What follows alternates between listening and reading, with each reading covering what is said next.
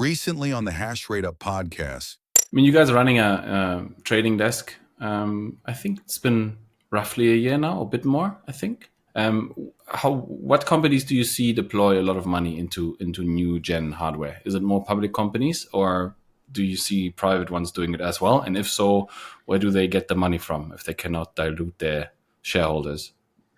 Yeah, and a lot of this data is publicly available, which is nice on the Pubco side. Miner Mag has like data sets on this, and so roughly public companies went from like 15% market share of the industry to like north of 30%.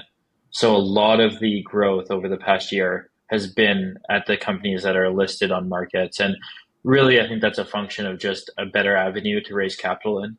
They've been in kind of the first bit period there, they were hammering on their ETM, so equity offerings, basically. Issuing new shares, getting capital into the business. Kind of in the second half of the year, they started looking at more kind of debt instruments, things like convertible notes, sometimes posting some of their BTC on balance sheet to reduce their cost of debt. But really, the public markets have been such an effective tool for some of these miners to raise capital, something that the private markets, just don't have.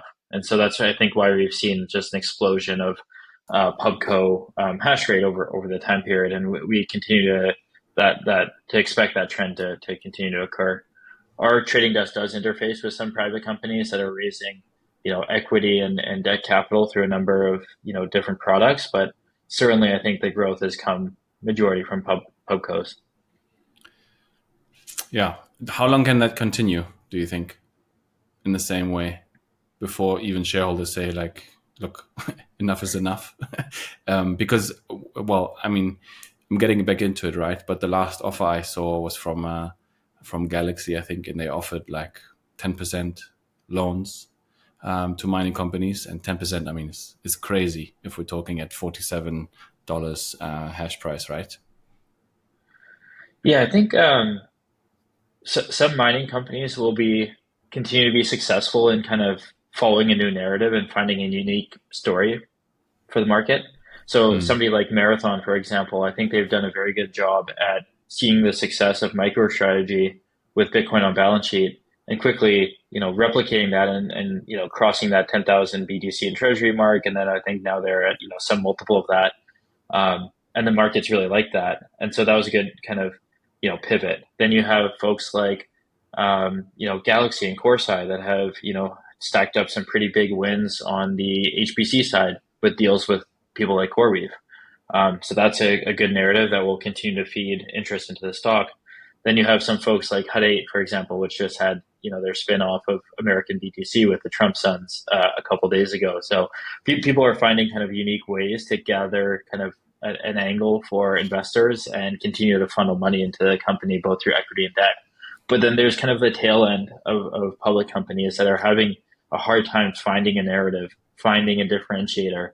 And for them, they're struggling. And you can see that basically in their market cap just continues to decrease over time while some of the big giants continue to increase in market cap. Is it maybe time for them to look at sort of fringe mining with their old gear? A lot of these projects, and I want to speak to you about hash rate growth in Africa. I know you've been traveling a bit last year, and I think it plays into this, right? My theory or the general theory is, okay, Bitcoin mining revenue is going to sort of decline over the long term, and it's going to force efficiency, right? The one that gets paid for the power at some point wins. That, arguably cheap power that nobody wants is mainly found in Africa. Is it maybe time for these guys to use all of their old gear that they don't have any use for anymore at 4 cents grid power in the US to ship that elsewhere and find alternative use cases? I'm working on some solar stuff with like 20-30% uptime, and I always say to people who look at me like I'm crazy, who come from the energy industry, when I talk to them about ROIs within 6 months, because these machines don't cost anything, right? Because elsewhere in the world, they're paperweights. That these are plays that can be looked at. Do you see that happening as well from Pubcos at all, or is that not really in their interest, way too high risk? What's your thoughts around this? It's a lot of good topics in one. So let me riff on this for a bit. Certainly, I think there's probably no real reason why a mining company that is, sub 1% of the network, let's say, maybe a couple exahash worth of hash rate, really should be public moving forward. Being public, comes with so many additional costs, everything from like D&O insurance to listing fees. And really, like you would expect these companies to be better off like merging with each other or going private. It really doesn't make sense to have like 30 companies that are operating at small scale, all public markets. That's kind of, one piece to it. I think that's going to help some of these companies survive is basically reducing that SG&A cost as a percentage of revenue by consolidating. But certainly I think like they're sitting at an interesting dilemma where a lot of them raised capital in the 21-22 cycle, deployed into S19j Pros and S19 XP is like basically, the generation previous to this. And they're largely running those machines up into now, and they haven't really been able to raise the capital to refresh their fleet to the latest gen machines, at least an entire overhaul of their entire fleet. And so they are sitting at an interesting dynamic where they've been reporting revenue and they don't want to give up that revenue and unplug those old generation machines, but they can't afford the newest gen to quickly replace them. And so I do think they need to start looking for, alternatives in light of, keeping these machines profitable. As you mentioned, like eventually a lot of them will cross into negative profitability lines where 5 cent plus OpEx, let's call it 5.5, no longer is an S19j Pro really profitable to run. And so you do need to find a unique angle to that. I think international markets is one answer. Intermittent energy is definitely another answer, and that can be both international and domestic. But those are definitely plays that I think these miners should consider.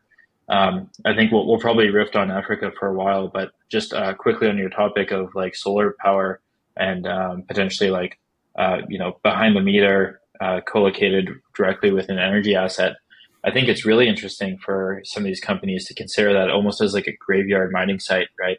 Where they can plug in their M30Ss and S19s and J Pros basically and finish off their lifetime of the next 1, 2, 3 years. Otherwise, it wouldn't be profitable for them to run. So a 30% uptime opportunity that's close to 1 cent power, I think is a good outcome for a lot of these machines. At the same time, there's considerations here. You have to find a way to minimize your capex. So you can't spend $400 or $400,000 a megawatt to build out your container or your facility. You'll never return your investment on that with that uptime. And you certainly can't import machines at $200 a machine from a shipping logistics perspective plus tariff. Again, you'll never return your investment. So you got to find ways to minimize capex, minimize your shipping and tariff costs, and basically get those machines to the graveyard site.